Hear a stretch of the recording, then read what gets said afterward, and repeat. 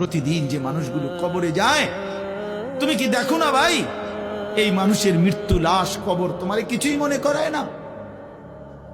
জলজ্জান্ত যে মানুষটা তোমার আমার চোখের সামনে হাঁটতো, চলতো, ফিরতো, খাইতো, ঘুমাইতো, দোকান করতো, বাজার করতো, কত কথা বলতো, আজ এত মানুষ জানাজায় উপস্থিত, কতজন কত কথা বলতেছে, কিন্তু খাটিয়ার ওই লাশ, সে তো আর কথা বলে না।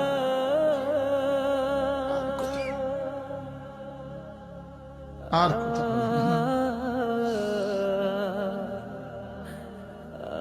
আমি তো আমার বাবার লাশ দেখছি, আমার বাপ সারা জীবন দেখতাম, আব্বারে দেখছি আমি বুঝাওয়ার পরে সারাক্ষণ বলতো আমার সময় নাই, সময় নাই।